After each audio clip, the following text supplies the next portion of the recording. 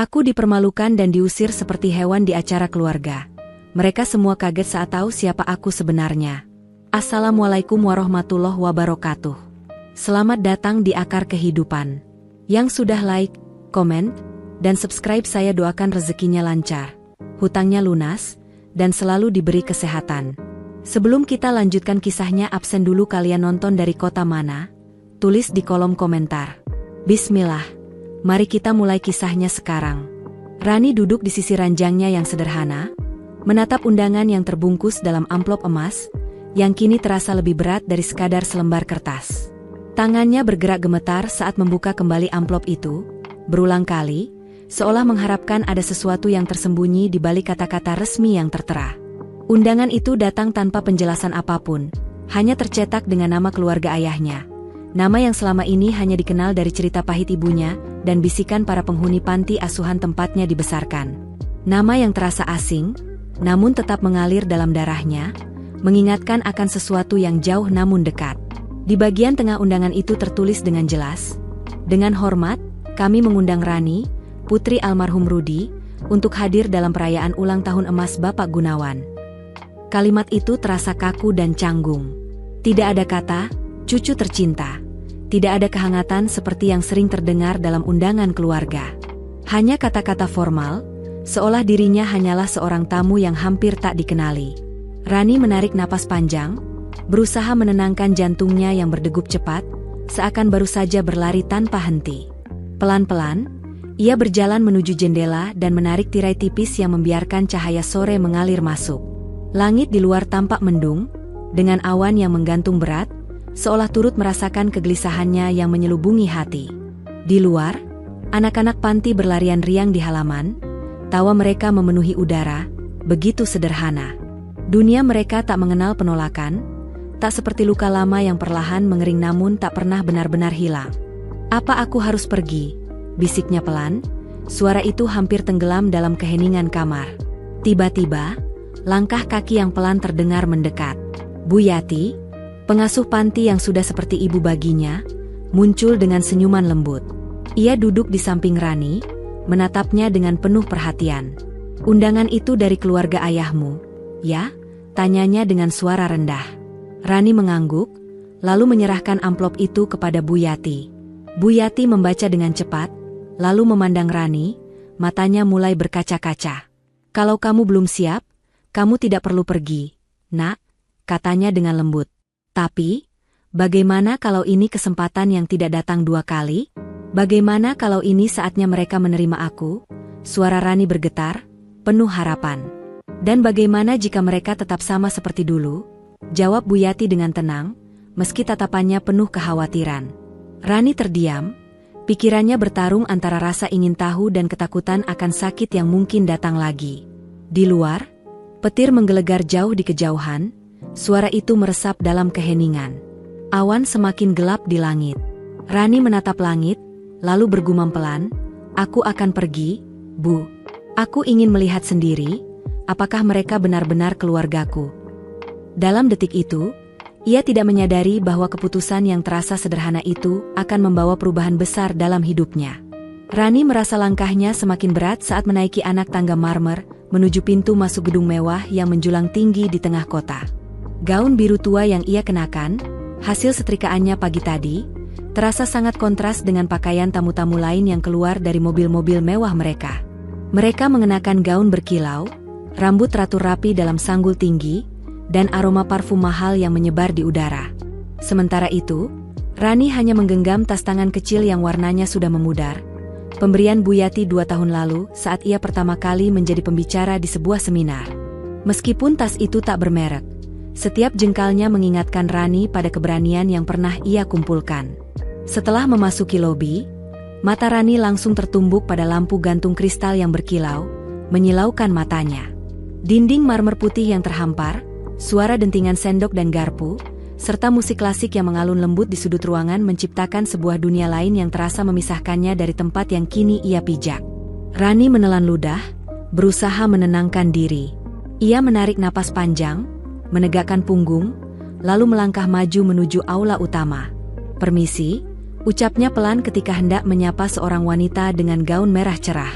Wanita itu menoleh sebentar, hanya menunjukkan senyum tipis yang hampir tak tampak, dan melirik Rani dari ujung kepala hingga kaki dengan pandangan sinis. Tanpa berkata sepatah kata pun, wanita itu kembali mengalihkan perhatian. Rani mencoba menyapa beberapa orang lagi, namun hasilnya hampir sama. Beberapa hanya mengangguk malas, sementara yang lainnya menatap sekilas sebelum kembali berbicara dengan teman-temannya, seakan kehadirannya tidak lebih dari hembusan angin. Di belakangnya, suara bisikan mulai terdengar pelan. "Siapa itu, ya? Lihat deh, pakaiannya kayak baru turun dari angkot. Katanya sih anaknya Rudy. Kasihan banget, ya kayak gak pantas ada di sini." Tawa terkekeh-kekeh mengikuti bisikan itu, cukup keras untuk sampai ke telinga Rani, meskipun mereka berusaha menahannya. Rani berusaha tersenyum, meskipun matanya mulai terasa panas dan berair. Bahunya terasa kaku, namun ia tetap melangkah perlahan, menyusuri kerumunan orang yang seharusnya adalah keluarganya, meskipun sebagian besar tak pernah ia kenal. Ia menatap setiap wajah, berharap ada satu saja yang menatapnya dengan hangat, tapi yang ada hanyalah tatapan kosong, sinis, atau canggung. Di sudut ruangan, seorang pria parubaya dengan jas mahal berbicara dengan istrinya dengan suara pelan, namun cukup jelas terdengar. "Itu Rani, ya? Anak dari Rudy? Kasihan deh, kelihatan banget gak cocok di sini." Rani mendengarnya, tanpa ragu.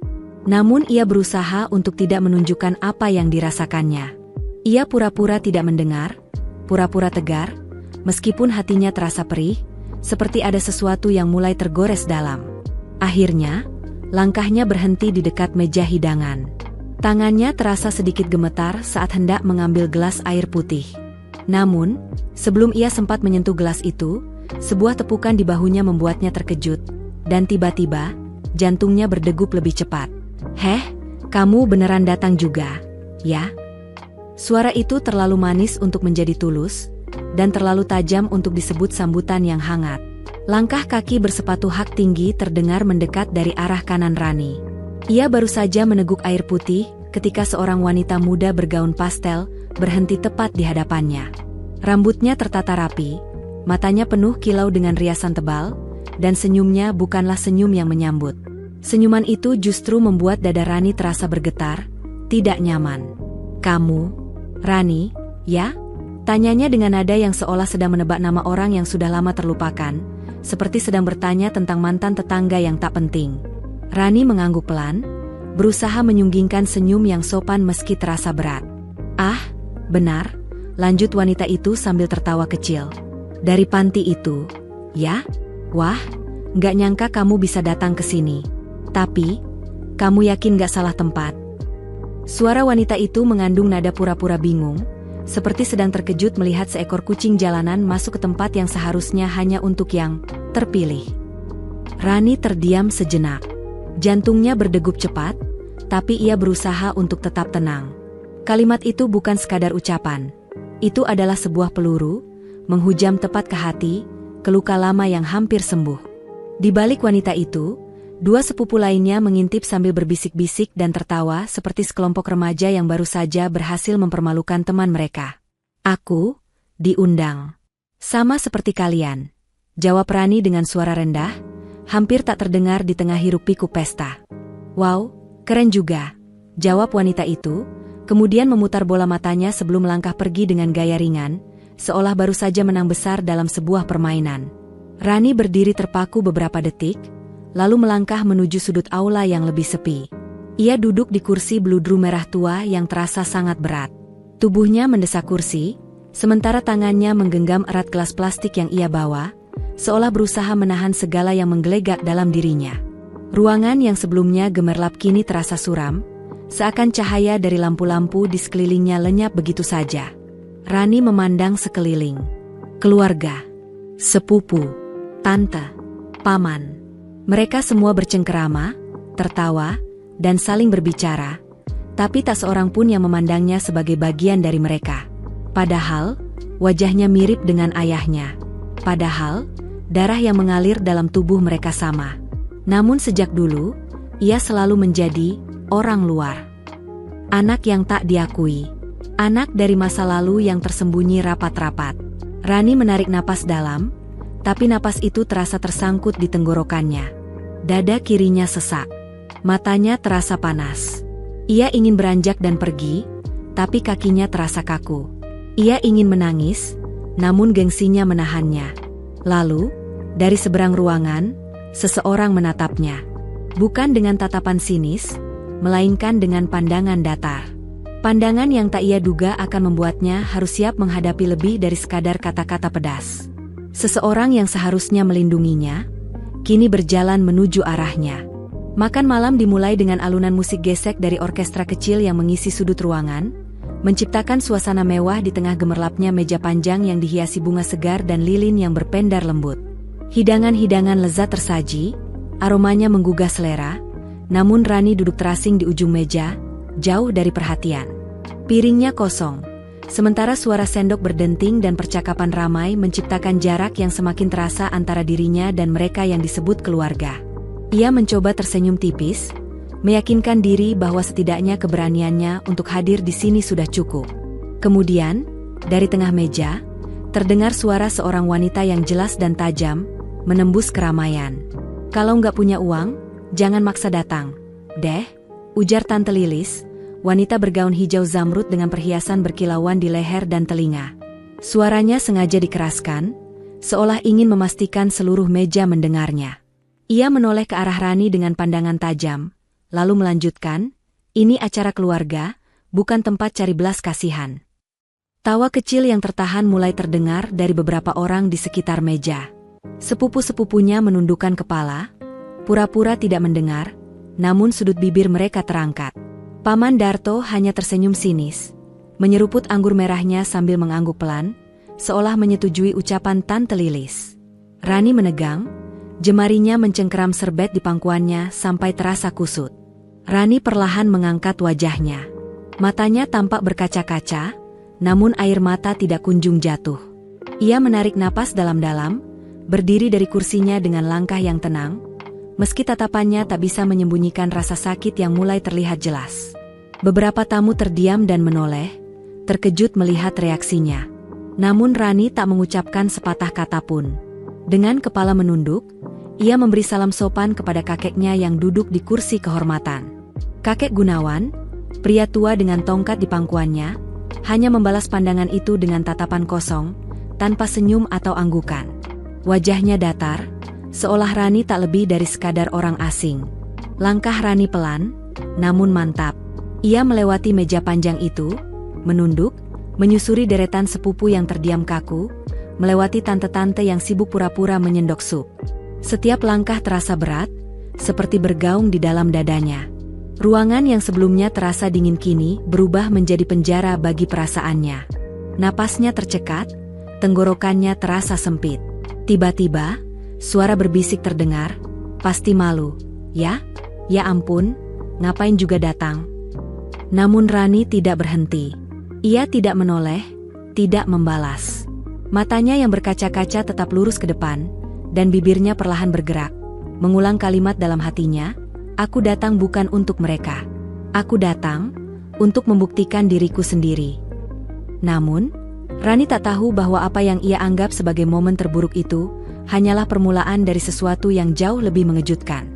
Sesuatu yang akan mengubah segalanya malam itu. Udara malam menyapu wajah Rani saat ia keluar dari gedung mewah, membawa serta perasaan yang menyesakkan dadanya sepanjang acara. Langit yang gelap terasa lebih jujur dibandingkan dengan kemewahan yang baru saja ia tinggalkan. Angin malam yang lembut menyentuh rambutnya, dan untuk pertama kalinya malam ini, ia bisa menarik napas lega. Ia berdiri di trotoar, menatap jalanan yang mulai lengang, sementara lampu-lampu kota berkelip pelan seperti bintang yang memberi semangat tak terlihat. Rani menutup matanya sejenak, lalu membuka perlahan dengan senyum tipis. Senyum yang mencerminkan kelelahan, namun juga rasa lega yang dalam. Ia merogoh ponsel dari tas kecilnya, berniat untuk memesan kendaraan, ketika suara halus mesin mobil terdengar mendekat. Sebuah sedan hitam berkilau berhenti tepat di depannya, lampu depannya redup perlahan, dan pintu belakang dibuka dengan gesit oleh seorang pria berseragam formal. "Maaf sudah membuat Anda menunggu, Bu Direktur," ujar pria itu dengan sikap penuh hormat. "Kami siap mengantar Anda ke lokasi pertemuan selanjutnya." Rani hanya tersenyum tipis, mengangguk singkat, lalu melangkah menuju mobil dengan tenang, seolah ia sudah terbiasa dengan perlakuan ini. Dan memang, ia terbiasa. Di dunia yang ditinggalkan oleh keluarga yang menolaknya, Rani telah berhasil membangun kehidupannya sendiri. Di ruang makan yang dingin itu, ia bukan siapa-siapa, tetapi di ruang rapat, di aula konferensi, di balik meja kerja kaca besar dengan pemandangan kota yang megah, ia adalah seorang direktur muda di perusahaan teknologi yang tengah meroket. Namun, langkahnya terhenti sejenak ketika suara dari belakang terdengar. Itu Rani, kan? Astaga, sopir itu nyebut dia, Bu Direktur? Jangan-jangan, dia sekarang sukses ya? Mobilnya seperti punya bos besar. Beberapa orang yang sebelumnya tengah bersantai dan merokok di teras kini terdiam, menatap Rani dengan ekspresi bingung, bahkan tampak sedikit malu. Tatapan yang dulunya meremehkan, kini berubah menjadi kaget, dan di mata mereka mulai terlihat rasa takut yang tersembunyi. Tante Lilis, yang baru saja keluar untuk menelepon, terhenti di anak tangga. Wajahnya membeku. Sepupu-sepupu yang tadi sibuk bercanda kini hanya bisa saling pandang, tidak mengucapkan sepatah kata pun. Rani melihat semua ini dalam sekejap, namun tak ada satu kata pun yang keluar dari bibirnya. Tidak perlu. Diamnya sudah cukup berbicara. Sopir membuka pintu mobil. Rani sedikit menundukkan kepala dan masuk dengan langkah anggun. Saat mobil mulai bergerak meninggalkan gedung yang megah itu, satu pemikiran jelas melintas di benaknya. Dunia ini memang tidak adil, namun keadilan bisa diraih dengan usaha. Dan malam itu, Rani tahu, ia telah memenangkan pertarungannya. Namun, ia sadar, permainan ini baru saja dimulai. Belum 5 menit mobil Rani bergerak perlahan meninggalkan gedung, udara malam yang tenang kembali dihiasi dengan suara mesin mobil mewah. Kali ini, bukan hanya satu, tetapi 2 mobil sedan hitam dengan plat dinas perusahaan yang berhenti berdekatan di depan gedung. Pintu mobil terbuka hampir bersamaan. 2 wanita berpakaian profesional turun dari mobil pertama, masing-masing membawa tablet dan map dokumen. Sementara dari mobil kedua, 2 pria berjas gelap dengan earphone di telinga berjalan tenang menuju mobil pertama, berjaga tanpa menarik perhatian. Semua terlihat terkoordinasi dengan sempurna, penuh profesionalisme. Dimas, salah satu sepupu Rani, yang sedang berdiri di sudut halaman sambil merokok, terhenti sejenak. Asap rokok yang baru saja ia hisap terasa tercekat di tenggorokannya. Matanya membesar, menatap sekelompok orang yang kini terlihat seperti rombongan pejabat penting. Kepercayaan dirinya tiba-tiba menguap begitu saja. Itu siapa mereka, ya? Bisiknya pada diri sendiri, kemudian buru-buru menjatuhkan rokoknya dan menginjaknya dengan panik. Tanpa banyak berpikir, ia berlari menaiki tangga, terburu-buru membuka pintu kaca gedung dan hampir menabrak pelayan. Begitu memasuki ruang, napas Dimas masih terengah-engah. Ia langsung berjalan cepat menghampiri Tante Lilis dengan ekspresi panik yang tak bisa ia sembunyikan. Tante Lilis. Rani mobilnya, dia beneran orang penting. Loh, ada asistennya, ada pengawalnya juga. Kabar ini menyebar cepat, seperti api yang menyambar ladang kering. Dalam sekejap, bisikan-bisikan mulai terdengar di seluruh aula. Beberapa tamu berlari menuju balkon kaca, berdesakan untuk melihat ke halaman. Yang lainnya berkerumun di jendela, menunggu giliran untuk mengintip. Dari jarak itu, mereka melihat Rani berdiri tenang di samping mobil, mendengarkan laporan dari asistennya sambil sesekali mengangguk. Aura kewibawaannya terasa kuat meski dari jauh. Katanya dia direktur. Mobil itu mobil kantor. Ya. Kok kita baru tahu? Astaga, dan tadi kita. Kalimat itu terhenti di udara, tak ada yang berani menyelesaikannya. Penyesalan dan rasa bersalah mulai merayap pelan. Mata-mata yang dulu meremehkan, kini terbelalak, dipenuhi rasa takjub dan sedikit malu. Wajah Tante Lilis yang tadinya penuh sindiran, kini berubah menjadi kebingungan dan kecemasan. Ia memutar-mutar cincin emas di jarinya, mencoba mencari cara untuk memperbaiki kesan. Kakek Gunawan, yang sejak tadi duduk tenang di kursi kehormatannya, perlahan bangkit. Ia berjalan menuju jendela, memandang keluar dengan mata yang sedikit menyipit. Dari ekspresinya, jelas terlihat bahwa ia mulai menyadari. Mungkin mereka selama ini telah salah menilai. Namun penyesalan itu datang terlambat. Rani kini berdiri di luar, bukan lagi sebagai anak yang terpinggirkan, melainkan sebagai seseorang yang tak bisa lagi mereka anggap remeh. Dan Rani belum selesai. Ia masih menunggu satu langkah terakhir yang akan membuat semua mata tertuju padanya malam itu. Sesuatu yang akan membuat setiap suara terdiam, dan meruntuhkan segala kebanggaan mereka dalam kesunyian. Di dalam mobil yang tenang, dengan aroma lavender lembut yang tercium dari diffuser kecil di dashboard, Rani duduk dengan tenang, kaki bersilang, tangannya sibuk menggulir layar tablet digitalnya. Tiba-tiba, ketukan halus dari ponselnya memecah keheningan. Nama dan logo kementerian muncul di layar, dan tanpa ragu, ia menekan tombol hijau. Seketika, wajah seorang pria parubaya dengan jas dinas dan lambang Garuda di belakangnya muncul di layar. "Selamat malam, Ibu Rani. Mohon maaf mengganggu. Kami ingin mendiskusikan kemajuan kerja sama kita terkait program beasiswa pendidikan untuk daerah-daerah tertinggal," ujar pria itu dengan sopan. Rani tersenyum dengan ramah. Suaranya tenang, namun penuh wibawa, seperti seseorang yang sudah terbiasa memimpin pertemuan penting. "Tentu, Pak. Terima kasih telah menghubungi. Proposal yang kami ajukan sudah melalui tahap verifikasi terakhir. Tim saya tengah menyelesaikan penyesuaian alokasi agar seluruh daerah prioritas mendapat perhatian yang layak." Di luar mobil, tanpa disadari Rani, beberapa orang berdiri diam, awalnya hanya 2 atau 3 orang, namun semakin banyak yang mendekat ke arah mobil. Mereka tak bisa mendengar percakapan dengan jelas, tapi suara Rani yang terdengar jelas, ekspresinya yang serius, dan tampilan layar ponselnya yang menunjukkan logo kementerian sudah cukup untuk membuka mata mereka. "Dia video call sama pejabat kementerian," bisik salah satu sepupu dengan pandangan tak lepas dari layar ponsel. Itu soal pendidikan, ya?" "Iya, aku ingat. Yayasan yang dia pimpin itu yang bantu anak-anak putus sekolah, yang viral beberapa bulan lalu." Tiba-tiba, potongan-potongan informasi yang selama ini mereka abaikan mulai terhubung. Nama Rani kini muncul dalam pikiran mereka bukan lagi sebagai anak yatim dari panti asuhan, melainkan sebagai sosok yang berada di balik perubahan besar, seorang pemimpin muda yang berjuang di garis depan untuk pendidikan di Indonesia. Tante Lilis, yang sejak tadi bersembunyi di balik pilar, berusaha tetap tenang, meski wajahnya mulai tampak pucat. Ia menoleh ke sepupunya dengan raut cemas dan berbisik, "Kenapa nggak ada yang bilang kalau dia itu Rani Suryaningrum yang itu?" Keponakannya, dengan suara pelan, menjawab, "Kita nggak pernah tanya, Tan. Kita terlalu sibuk meremehkan dia." Sementara itu, di dalam mobil, Rani tetap berbicara dengan tenang dan profesional. Setiap kalimat yang keluar dari mulutnya kini, seperti cambuk diam yang menusuk hati mereka yang dulu menolaknya. Tanpa perlu berteriak atau membalas, Rani telah membuka tabir kebenaran yang selama ini tertutupi oleh prasangka dan penilaian salah. Namun ini baru permulaan. Rani belum keluar dari mobil. Mereka belum melihat mata Rani yang akan menatap mereka nanti.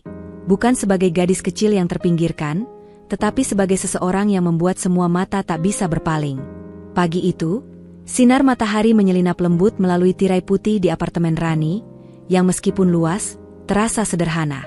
Wangi kopi hitam yang baru diseduh mengisi udara, menenangkan pikiran Rani yang masih terlarut dalam kenangan semalam.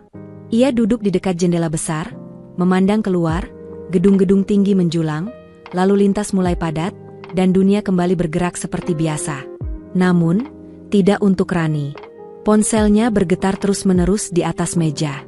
Berbagai notifikasi masuk, pesan, panggilan tak terjawab, bahkan beberapa voice mail yang cukup panjang.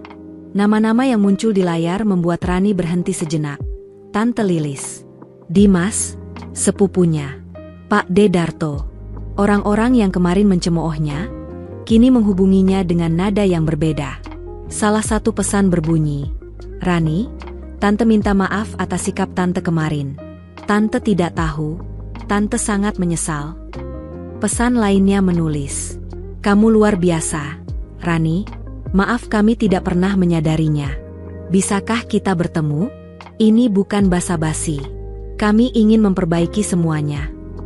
Rani menatap layar ponselnya cukup lama, bibirnya sedikit tertarik membentuk senyum tipis yang sulit untuk ditafsirkan, antara rasa sedih atau lega.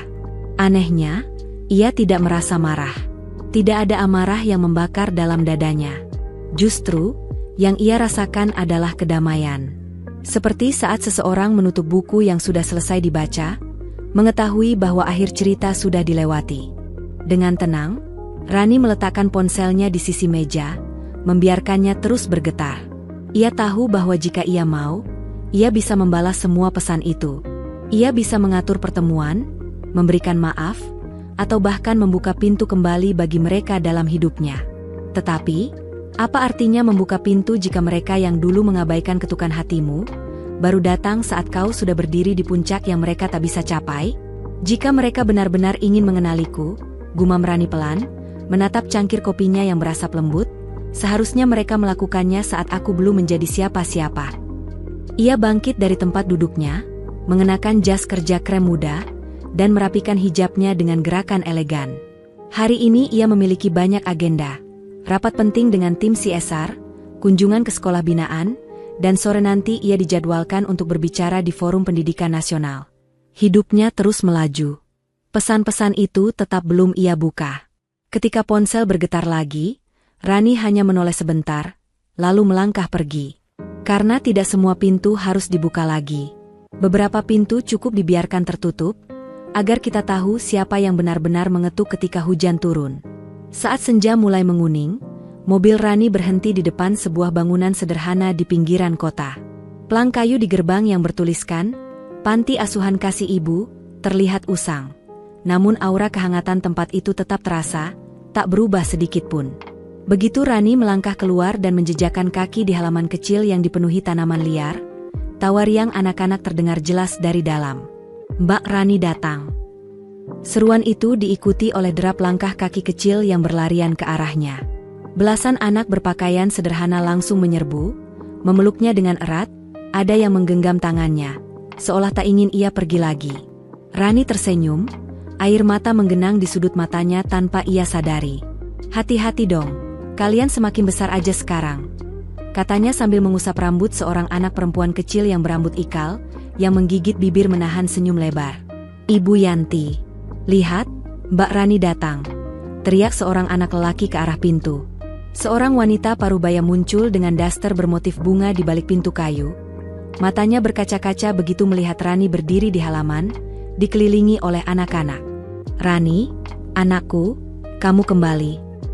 Rani berjalan mendekat dan memeluk wanita itu dengan penuh rasa hangat. Pelukan yang tak memerlukan kata-kata. Hanya ada rasa syukur, cinta, dan kerinduan yang mendalam.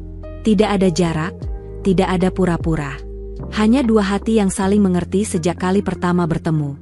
Malam itu, ruang makan panti yang sederhana berubah menjadi tempat yang penuh keceriaan.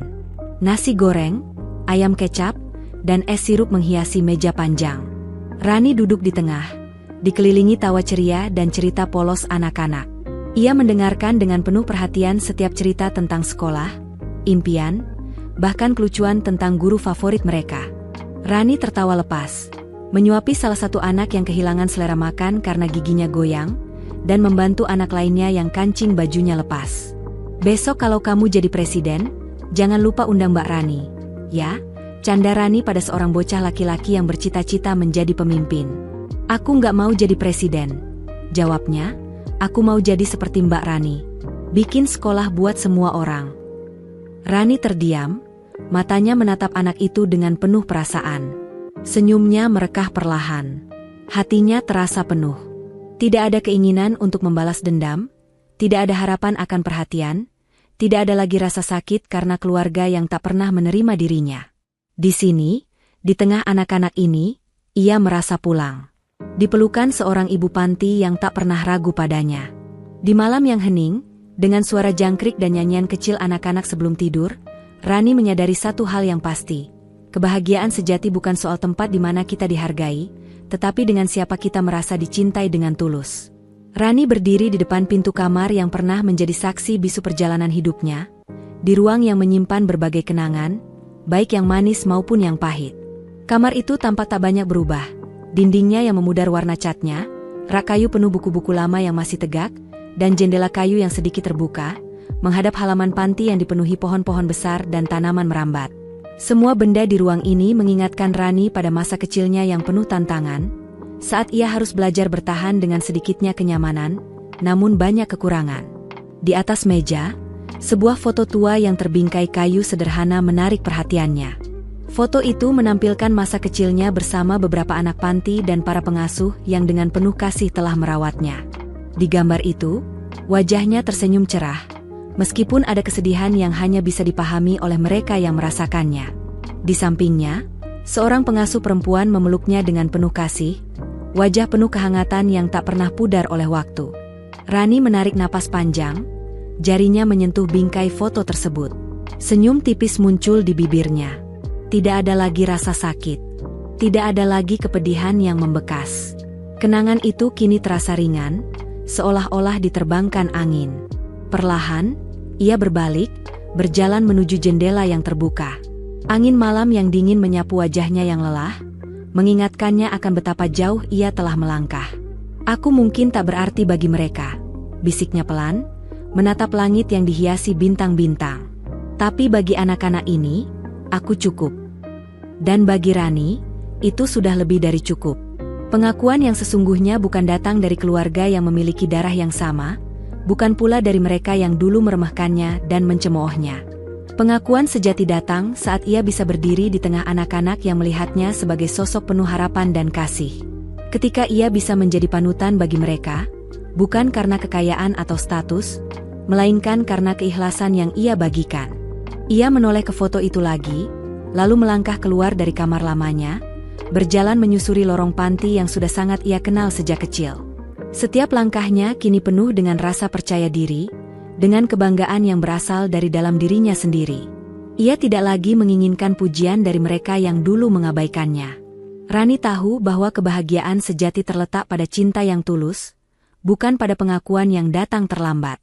Dengan keyakinan yang teguh, Rani melangkah menuju ruang makan. Di sana, sebagian anak-anak sudah terlelap, namun beberapa dari mereka terbangun dan tersenyum begitu melihatnya. Tanpa sepatah kata pun, mereka menghampirinya, dan dalam hening malam itu, Rani merasakan kedamaian yang selama ini ia cari. Cinta yang tidak disertai kepalsuan. Rani menyadari satu hal, di dunia yang penuh dengan penilaian dan ekspektasi, pengakuan sejati tidak perlu datang dari darah yang sama. Cinta yang tulus, yang berasal dari hati yang murni, adalah segalanya. Dan itulah yang membuatnya merasa lengkap. Terima kasih sudah menonton Akar Kehidupan. Jangan lupa like, komen, dan subscribe agar tidak ketinggalan kisah seru berikutnya. Sampai jumpa di video selanjutnya. Semoga hidup kita selalu diberkahi.